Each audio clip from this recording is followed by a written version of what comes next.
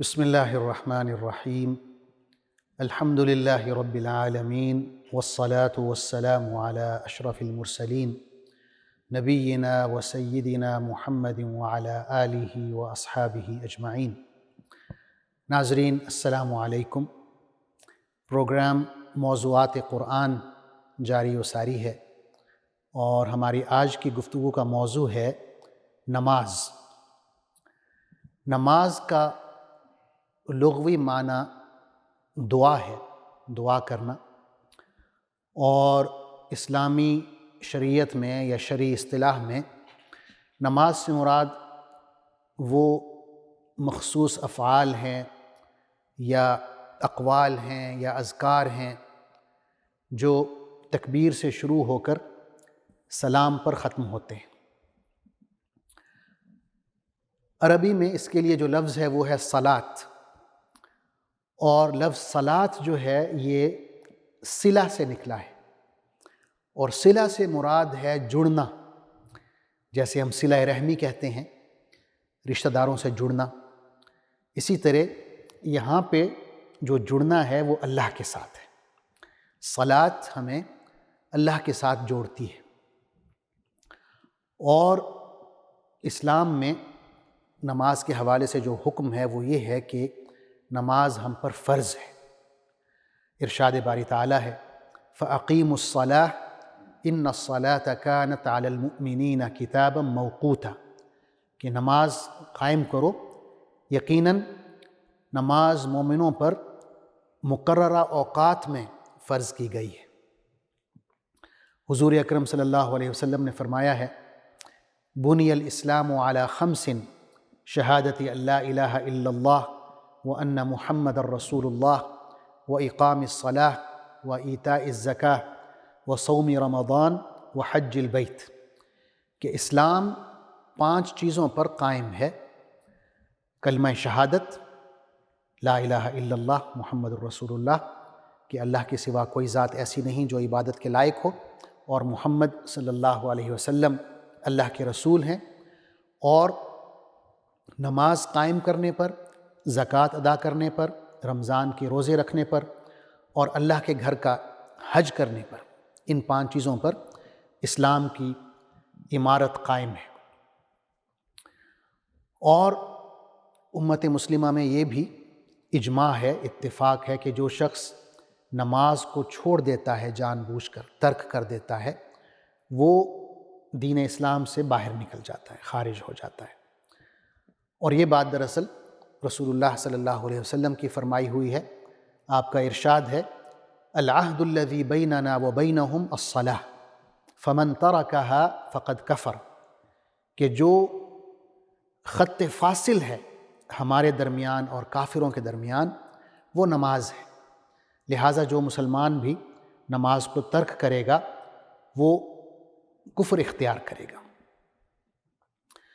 نماز اللہ تعالیٰ نے کیوں فرض کی ہے، اس کی حکمت کیا ہے، اس کا فلسفہ کیا ہے، یہ بھی اللہ تعالیٰ نے خود فرما دیا کہ نماز کی حکمت یہ ہے کہ اللہ تعالیٰ ہماری شخصیت سازی کرنا چاہتا ہے، ہمارے اخلاق کو بلند کرنا چاہتا ہے۔ ارشاد ہوتا ہے ان الصلاۃ تنہی عن الفحشاء والمنکر، نماز روکتی ہے بے حیائی سے اور دیگر منکرات سے، جو بھی بری باتیں ہیں، برائیاں ہیں، وہ کوئی بھی ہوں، نماز ان سے روکتی ہے۔ تو یہ نماز کی حکمت ہے۔ اسی طرح بہت سی احادیث ہیں جن میں حضور اکرم صلی اللہ علیہ وسلم نے نماز کی فضیلت بیان فرمائی ہے۔ میں ایک حدیث بیان کرتا ہوں جس میں آپ صلی اللہ علیہ وسلم کا ارشاد ہے رأس الامر الاسلام وعمودہ الصلاۃ وذروۃ سنامہ الجہاد فی سبیل اللہ، کہ اصل جو بات ہے، جو اصل چیز ہے، وہ تو اسلام بذات خود ہے، لیکن اسلام جس بنیاد پر کھڑا ہوا ہے، جس ستون پر اسلام قائم ہے، وہ نماز ہے، اور اسلام کی جو بلند ترین چوٹی ہے وہ جہاد فی سبیل اللہ ہے۔ تو حضور صلی اللہ علیہ وسلم نے اسلام کی بنیاد نماز کو قرار دیا ہے۔ اسی طرح نماز کو صحیح طریقے سے ٹھہر ٹھہر کر پڑھنے کے حوالے سے علماء نے ایک حدیث کوٹ کی ہے، اور یہ بہت ہی مشہور حدیث ہے۔ اس حدیث سے فقہاء نے بہت سے احکام اخذ کیے ہیں۔ ہوا یوں کہ حضور اکرم صلی اللہ علیہ وسلم مسجد میں داخل ہوتے ہیں، آپ کے ساتھ چند صحابہ کرام ہیں۔ ایک صحابی داخل ہوتے ہیں، وہ آ کے نماز پڑھتے ہیں اور پھر آ کے رسول اللہ صلی اللہ علیہ وسلم کو سلام کرتے ہیں۔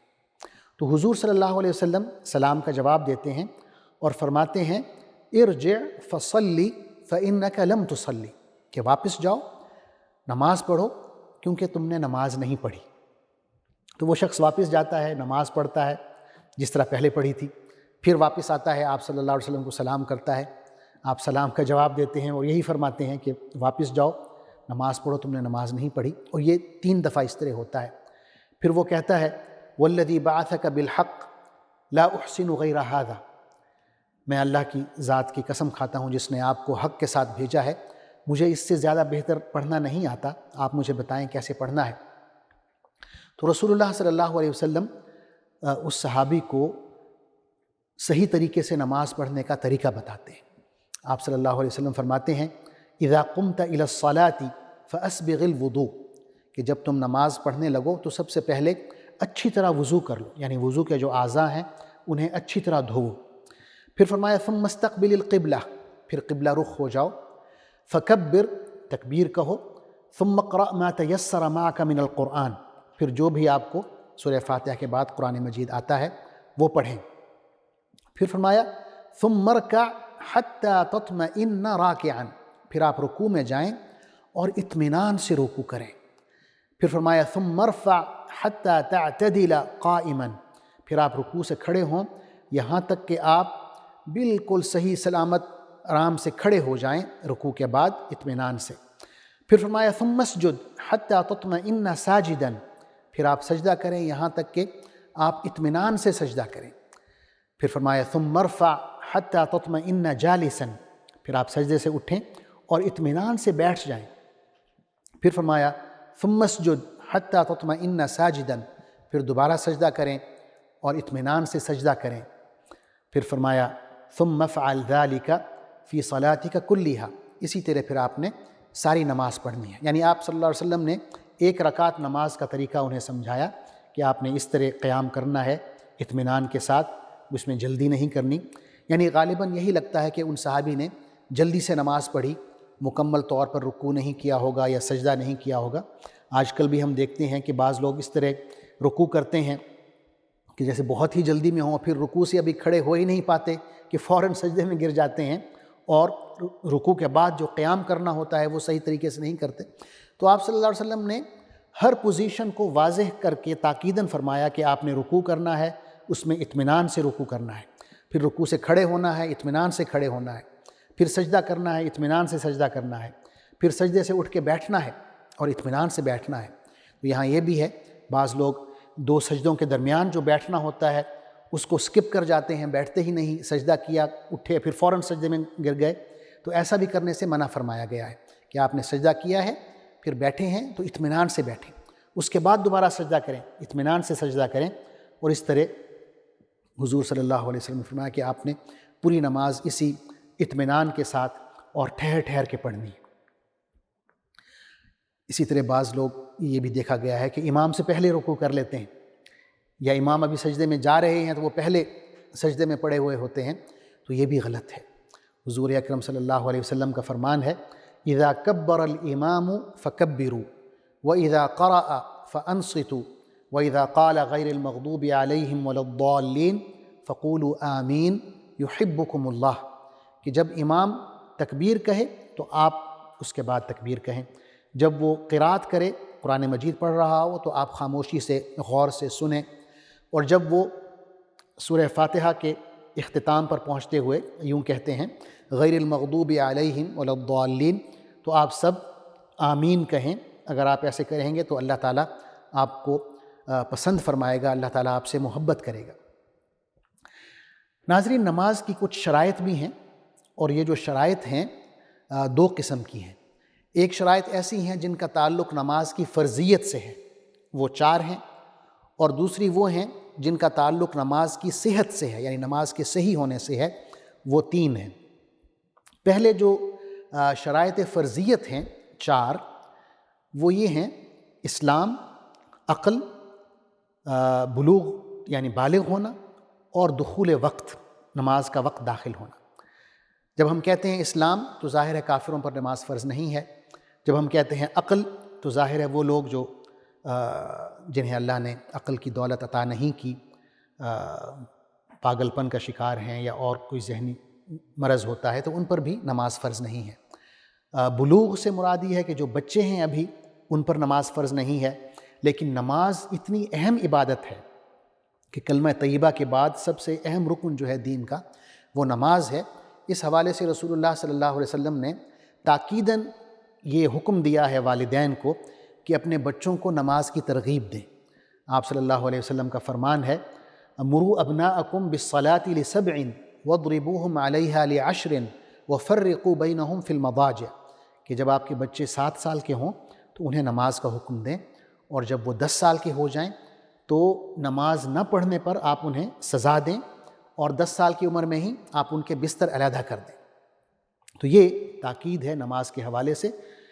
اور چوتھی جو شرط ہے شرائط فرضیت کے حوالے سے، وہ یہ ہے کہ نماز کا وقت داخل ہونا چاہیے۔ یہ نہ ہو کہ آپ نماز کے وقت سے پہلے نماز پڑھ لیں تو نماز نہیں ہوگی۔ تو ان 4 شرائط کا پورا ہونا ضروری ہے: اسلام، عقل، بالغ ہونا اور وقت کا داخل ہونا۔ جب یہ شرائط پوری ہوں گی تو نماز آپ پر فرض ہو جائے گی۔ اس کے علاوہ جو شرائط صحت ہیں، یعنی نماز کے صحیح ہونے کے حوالے سے جو 3 شرائط ہیں، ان میں پہلی شرط ہے طہارت، دوسری شرط ہے مناسب لباس کا پہننا، اور تیسری شرط ہے قبلہ رخ ہونا۔ پہلی جو شرط ہے طہارت، اس میں آپ کے جسم کی طہارت ہے، آپ کے لباس کی طہارت ہے، اور وہ جگہ جہاں پہ آپ نماز پڑھ رہے ہیں اس کا بھی پاک صاف ہونا ضروری ہے۔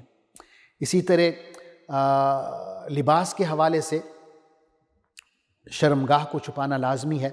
حضور اکرم اللہ تعالیٰ کا فرمان ہے سورہ اعراف میں: یا بنی آدم خذوا زینتکم عند کل مسجد، کہ اے آدم کی اولاد، ہر نماز کے وقت اپنی زینت اختیار کرو، یعنی بہترین لباس پہنو۔ لباس کے حوالے سے یہ بھی ہے کہ ایسا لباس نہ ہو جو تنگ ہو، جس سے انسان کے جسم کی ساخت معلوم ہو۔ اسی طرح ایسا لباس بھی نہ ہو کہ اتنا شفاف ہو کہ اس کی جو جلد ہے، وہ سکن ہے، وہ نظر آ رہی ہو، نہ ہی اتنا مختصر ہو کہ وہ جسم کو ڈھانپتا ہی نہ ہو۔ تو یہ کچھ شرائط لباس کے حوالے سے علماء نے ذکر کیا ہے۔ اسی طرح مردوں کے حوالے سے جو سطر ہے وہ ناف سے لے کے گھٹنوں تک ہے، لیکن یہ عام رول ہے۔ لیکن جب نماز کی بات ہوتی ہے تو اس میں یہ بھی ہے کہ آپ کے کندھوں پر بھی کچھ ہونا چاہیے، جیسے چادر ہے یا قمیص ہے، وہ پہنی ہونی چاہیے۔ عورتوں کے حوالے سے یہ حکم ہے کہ ان کا تمام جسم جو ہے اس کو ڈھانپنا ضروری ہے، سوائے چہرے کے، ہاتھوں کے اور پاؤں کے۔ حضور اکرم صلی اللہ علیہ وسلم کا فرمان ہے خواتین کے حوالے سے: لا يقبل اللہ صلاة حائض الا بخمار، کہ وہ خاتون جو جوان ہو چکی ہوں ان کی نماز اللہ تعالیٰ ایک اوڑھنی کے بغیر قبول نہیں فرماتا، یعنی پورا جسم جس سے ڈھانپا ہوا ہو۔ تو یہ 2 شرائط ہو گئیں، طہارت اور مناسب لباس۔ تیسری جو شرط ہے وہ ہے قبلہ رخ ہو کر نماز پڑھنا۔ اللہ تعالیٰ کا فرمان ہے: وَحَيْثُ مَا كُنْتُمْ فَوَلُّوا وُجُوهَكُمْ شَطْرَهُ، کہ آپ دنیا میں جہاں بھی ہوں، نماز کا وقت ہو گیا تو آپ نے قبلہ رخ ہونا ہے اور نماز پڑھنی ہے۔ تو یہ 3 شرائط ہیں جن کا تعلق نماز کے صحیح ہونے سے ہے۔ اس کے علاوہ نماز کے فرائض ہیں۔ فرائض جو ہوتے ہیں وہ نماز کے اندر ہیں، شرائط جو ہیں وہ نماز کے باہر ہیں۔ نماز کے 6 فرائض علماء نے ذکر کیا ہے۔ پہلا فرض یہ ہے کہ نماز کو کھڑے ہو کر پڑھنا ہے، یہ فرض ہے، اللہ ہے کہ انسان میں استطاعت نہ ہو کھڑے ہونے کی۔ اللہ تعالیٰ کا فرمان ہے: وَقُومُوا لِلَّهِ قَانِتِينَ، اللہ کے سامنے کھڑے ہو کر نماز پڑھیں اور دعا کریں۔ یا رسول اللہ صلی اللہ علیہ وسلم کا فرمان ہے: صلی قائما فإن لم تستطع فقاعدا فإن لم تستطع فعلى جنب، کہ آپ کھڑے ہو کر نماز پڑھیں، اگر کھڑے ہو کر نہیں پڑھ سکتے تو پھر بیٹھ کر نماز پڑھیں، اور اگر بیٹھ کر بھی نہیں پڑھ سکتے تو پھر لیٹ کر پڑھیں۔ یعنی نماز کسی صورت جو ہے وہ ساقط نہیں ہو رہی، معاف نہیں ہو رہی، جب تک ہم زندہ ہیں نماز پڑھنا ہے۔ جنگ کی حالت میں بھی آپ دیکھتے ہیں کہ نماز فرض ہے۔ اسی طرح جو دوسرا فرض ہے وہ ہے نیت کرنا، نماز کی نیت، اور یہ تمام عبادات میں ہے کہ ہمیں پہلے نیت کرنا ہوتی ہے۔ نماز کی بھی نیت ہے، اور نیت کی جو جگہ ہے وہ بنیادی طور پر ہمارا دل ہے۔ زبان سے نیت کے الفاظ دہرانا ضروری نہیں ہوتے، لیکن اگر کوئی دہرا لے تو کوئی حرج بھی نہیں ہے۔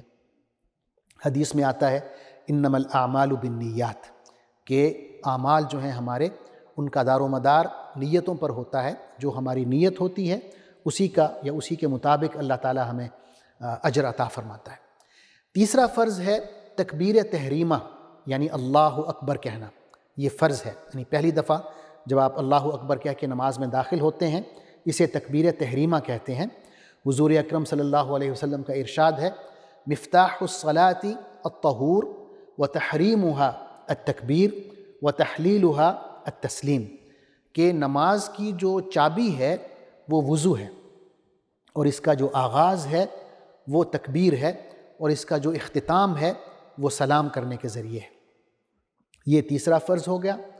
نماز کا چوتھا فرض ہے سورہ فاتحہ کی تلاوت، کیونکہ حضور اکرم صلی اللہ علیہ وسلم کا فرمان ہے لا صلاۃ لمن لم یقرأ بفاتحۃ الکتاب، کہ جس شخص نے سورہ فاتحہ نہیں پڑھی اس کی نماز نہیں ہوئی۔ اسی طرح پانچواں فرض ہے کہ نماز کے جتنے بھی اعمال ہیں اس میں آپ نے اطمینان سے اور ٹھہر ٹھہر کر ان اعمال کو ادا کرنا ہے، جیسے قیام ہے، رکوع ہے، سجود ہے، سجدوں کے درمیان بیٹھنا ہے، جیسا کہ میں نے حدیث میں عرض کیا۔ تو یہ بھی فرائض نماز میں شامل ہے کہ ہر عمل نماز کا ٹھہر ٹھہر کے اطمینان کے ساتھ کیا جائے۔ اور آخری فرض جو ہے یا چھٹا فرض وہ یہ ہے کہ نماز کے جو ارکان ہیں یا اعمال ہیں انہیں ترتیب کے ساتھ ادا کیا جائے، وہی ترتیب جو رسول اللہ صلی اللہ علیہ وسلم نے ہمیں سکھائی ہے۔ فرمایا ہے صلو کما رأیتمونی اصلی، تم جس طرح مجھے نماز پڑھتا دیکھتے ہو ویسے ہی نماز پڑھو۔ تو اسی ترتیب کے ساتھ ہم نماز کے جو ارکان ہیں، اعمال ہیں، انہیں ادا کریں گے۔ ترتیب کو ہم آگے پیچھے نہیں کر سکتے۔ یہ نہیں کہ آپ اللہ اکبر کہہ کے پہلے سجدہ کر لیں، بعد میں آپ قیام کر لیں یا رکوع کر لیں، تو اس طرح نماز نہیں ہوگی، کیونکہ ترتیب جو ہے نماز کے اعمال میں یہ بھی نماز کے فرائض میں شامل ہے۔ ناظرین، نماز تو ہم سب پڑھتے ہیں، لیکن نماز با جماعت پڑھنا یہ بھی فرض ہے، اور اس کی اتنی زیادہ اہمیت حدیث میں بیان ہوئی ہے کہ ایک واقعہ میں آپ کو سناتا ہوں۔ ایک نابینا صحابی ہیں، وہ رسول اللہ صلی اللہ علیہ وسلم کی خدمت میں حاضر ہوتے ہیں اور کچھ اپنے عذر پیش کرتے ہیں۔ کہتے ہیں کہ یا رسول اللہ، میرا گھر جو ہے وہ مسجد نبوی سے بہت دور ہے، اور راستے میں جب بھی بارش ہوتی ہے تو پانی اور کیچڑ بھر جاتا ہے، اور میں نابینا ہوں، کوئی مجھے لانے والا بھی نہیں ہے، تو کیا میں گھر میں نماز پڑھ لوں؟ تو آپ صلی اللہ علیہ وسلم نے پہلے انہیں اجازت دے دی کہ ہاں پڑھ لیں۔ پھر فرمایا هل تسمع النداء بالصلاة، کیا تمہیں اذان کی آواز آتی ہے؟ تو انہوں نے کہا کہ جی ہاں، مجھے اذان کی آواز تو آتی ہے۔ پھر آپ نے فرمایا فأجب، اگر تمہیں اذان کی آواز آتی ہے تو پھر تمہیں اس کا جواب دینا ہوگا، یعنی مسجد میں آ کے نماز پڑھنی ہوگی۔ اور قرآن مجید میں بھی جہاں اللہ نے فرمایا ہے وَارْكَعُوا مَعَ الرَّاكِعِينَ، کہ رکوع کرنے والوں کے ساتھ رکوع کرو، تو اس کی نماز با جماعت کی طرف اشارہ ہمیں ملتا ہے کہ جب ہم نماز پڑھیں تو مسلمانوں کے ساتھ مل کر پڑھیں، با جماعت پڑھیں۔ اور یہ علماء نے اس سے یہی اخذ کیا ہے کہ نماز با جماعت جو ہے فرض ہے، اور یہ فرض صرف اگر کوئی عذر شرعی ہو تبھی ساقط ہو سکتا ہے، جیسے اگر کوئی شخص بیمار ہے، مسجد میں نہیں جا سکتا، یا سفر میں ہے تب وہ اکیلا پڑھ سکتا ہے، ورنہ با جماعت نماز پڑھنا ضروری ہے۔ ساتھ میں یہ بھی عرض کر دوں کہ نماز کی بہت ساری قسمیں ہیں۔ ایک تو ہماری یہ 5 وقتہ فرض نمازیں ہیں، جمعہ کی نماز ہے، عید الفطر کی نماز ہے، عید الاضحیٰ کی نماز ہے، نماز جنازہ ہے جو کہ فرض کفایہ ہے، یعنی اگر امت کا ایک گروہ ادا کر لیتا ہے تو امت کے جو باقی افراد ہیں ان سے یہ فرض ساقط ہو جاتا ہے، اسے فرض کفایہ کہتے ہیں۔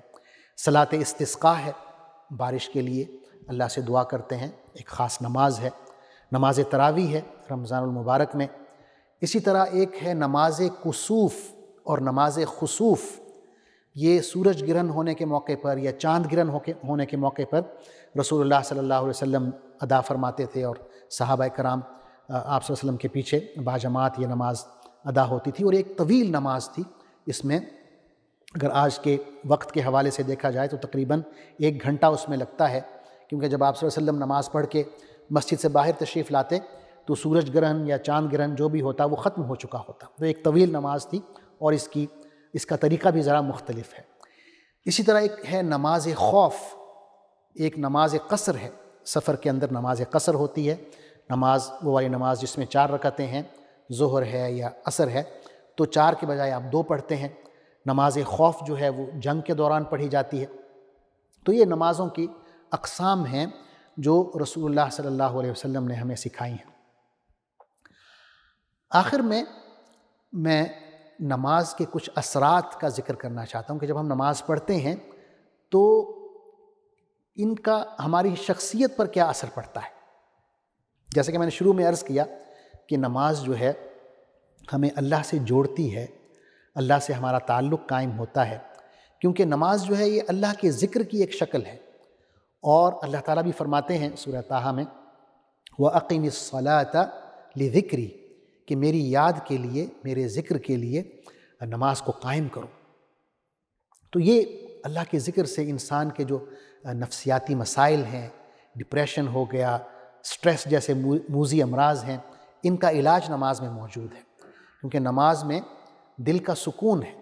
حضور اکرم صلی اللہ علیہ وسلم جب پریشان ہوتے تو حضرت بلال رضی اللہ عنہ سے کہتے ارحنا بہا یا بلال، کہ اے بلال ہمیں راحت پہنچاؤ، سکون پہنچاؤ، یعنی نماز کے لیے اقامت کرو تاکہ نماز شروع کی جائے اور ہم دل کو سکون پہنچا سکیں۔ تو نماز کے اندر ذکر الہی موجود ہے، اور ذکر الہی میں دل کا اطمینان ہے، جیسے کہ اللہ تعالیٰ فرماتے ہیں الا بذکر اللہ تطمئن القلوب، کہ دیکھو اللہ کا جو ذکر ہے اس سے دل مطمئن ہوتے ہیں، دلوں کو سکون پہنچتا ہے۔ تو یہ پہلا اثر ہے نماز کا ہماری شخصیت پر کہ ہم اللہ سے جڑتے ہیں، اللہ کا ذکر کرتے ہیں، اس کی وجہ سے ہمارے دل مطمئن ہوتے ہیں، ہمیں دلی سکون ملتا ہے، راحت ملتی ہے۔ نماز کا دوسرا اثر یہ ہے کہ اس سے ہمارے اندر تواضع پیدا ہوتا ہے، انکساری پیدا ہوتی ہے، کہ انسان جس کی سب سے باعزت جگہ اس کی پیشانی ہے، اسے وہ زمین پر رکھتا ہے سجدے میں، اور پھر کہتا ہے سبحان ربی الاعلی، پاک ہے میرا پروردگار جو سب سے بلند ہے، اعلیٰ ہے، یعنی اس بلندی کا ذکر کر رہا ہے اللہ کی، اور اپنی پیشانی جو ہے زمین پر رکھی ہوئی ہے۔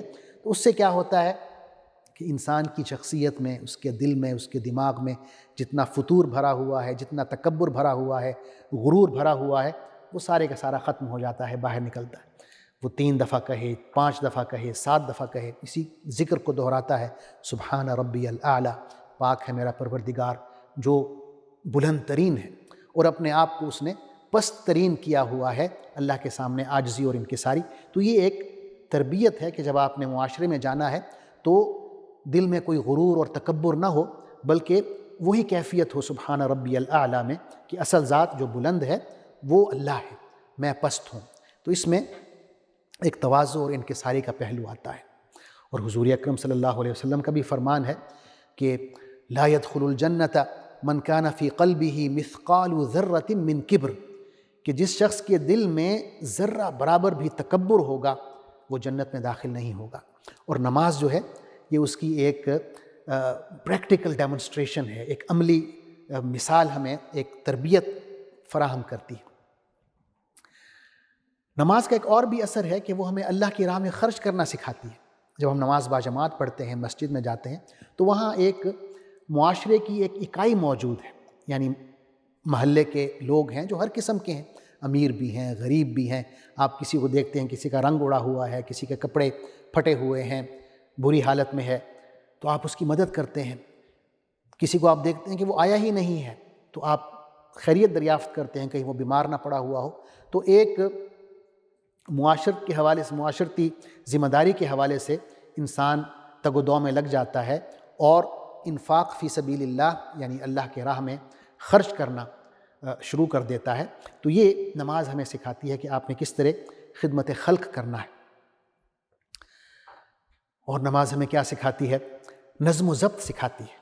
ایک امام کے پیچھے آپ کھڑے ہوئے ہیں، آپ اس سے پہلے رکوع میں نہیں جا سکتے، اس سے پہلے سجدہ نہیں کر سکتے۔ جب وہ سجدے میں جائے گا تو آپ نے جانا ہے، جب آپ اٹھے گا تو آپ نے اٹھنا ہے۔ یہ ایک ہمیں نظم و ضبط سکھاتی ہے۔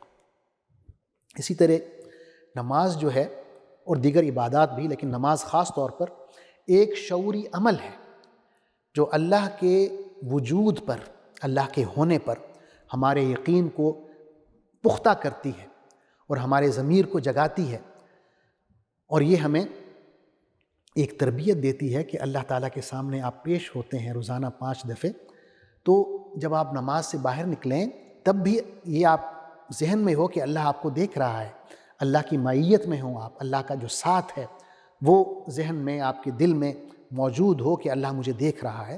یہ نماز کی تربیت ہے اور یہ نماز کا اثر ہے اور یہ نماز کی حقیقت ہے۔